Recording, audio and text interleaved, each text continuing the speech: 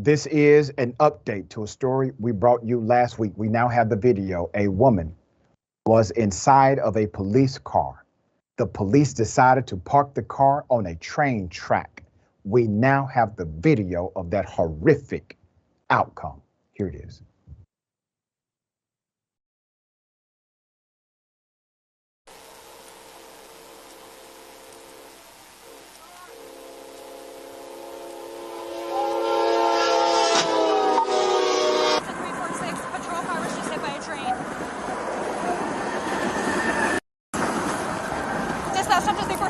Medical emergent. The suspect was in the vehicle that was hit by the train.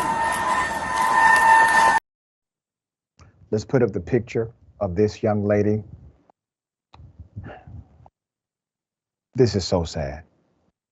Yareni Gonzalez was detained by police and seriously injured after getting hit by a freight train as she sat in the back of the patrol car. She sustained 9 broken ribs. You know how hurtful, how much pain it is to have 1 broken rib? She has 9 broken ribs, a fractured sternum, a broken arm, and many other injuries to her head, to her back, to her legs. Though her injuries are severe, we do have a report as of Sunday that she's expected to live. The cop who parked his car on the train tracks has been placed on paid leave as officials investigate the incident. Now, I want to say this about the actions of this police officer. There's something called gross negligence under the law, which means your actions may not have intended for a person to get severely injured or die, but because you were so negligent in your behavior, you were so negligent in your activity that you should have known that this was a possible outcome. You decided, officer, to park your vehicle with someone in your custody on a train track. That's called negligence, officer.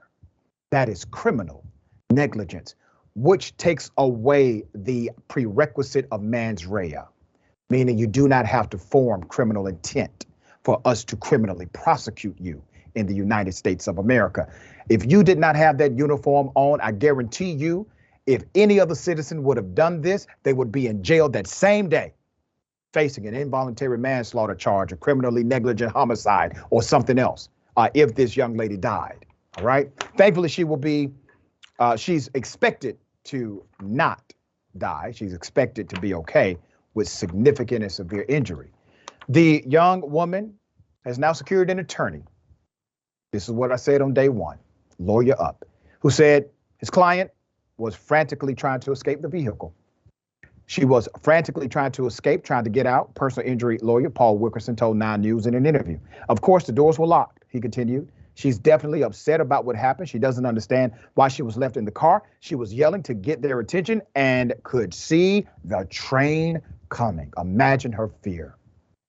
Imagine that fear. She had to conclude she would likely die in the back of that patrol car. Let's put up the picture of the chief here. Okay, the chief has decided to place this cop on paid leave. Taxpayers are still footing the bill for this negligent cop. Platteville Police Chief Carl Dyer did not reveal the officer's name. He's playing hide the pickle or any additional information regarding the collision. So here's what we do here. When they play that game, I got a game for them. Chief, until you reveal the officer who was involved, the publicly paid officer who is supported by taxpayers, until you let us know who he is, you will be the face of this story. Until that point happens, this is the guy. Okay? All right. Rickey, horrible situation. I know you saw this video. Heart goes out. What's your thoughts here? Dr. Richey, we grew up around train tracks, and it may make you more nervous than anything on this earth is looking both ways and crossing a train track with no train coming, with the dividers up, and the fact that you would park a car. Nobody would ever even think to park a car on the train. It's just common sense. And I'm gonna push it a little further, Dr. Richard. This might not be popular. I low key think he did it on purpose, because because if you have kids, you have a certain level of sensitivity to certain things when it comes to safety, somebody crossing the street, something out of the sky. You have a certain type of intuition or whatever. He's a cop. He had that certain type of intuition when it comes to safety or whatever. I think low key, and I don't put anything past anyone, especially you got somebody in the car of color, and she's on the train track, and he heard, and I saw the video. He heard the train coming. If I would have been on the train track and I heard a train, let me look around and make sure that I'm not on the track. Now that I see that I'm on the track, let me instantly get in the car or whatever and take action and get that lady somewhere where she's safe. And why wasn't he in the car? It just don't add up. And if you ask me or whatever, I can't get inside of his head, but I'm just going to push it a little further.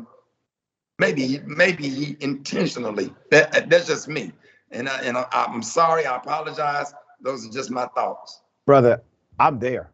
When I first reported on this story, I said the very same thing. You cannot discount the reality that this may have been done on purpose. And I will say this, if you're a real hero, you want to be a cop, you want to be a real hero, you put somebody in danger like that, you risk your damn life to get them out of danger. That's what he should have done. That's exactly what the cop should have done.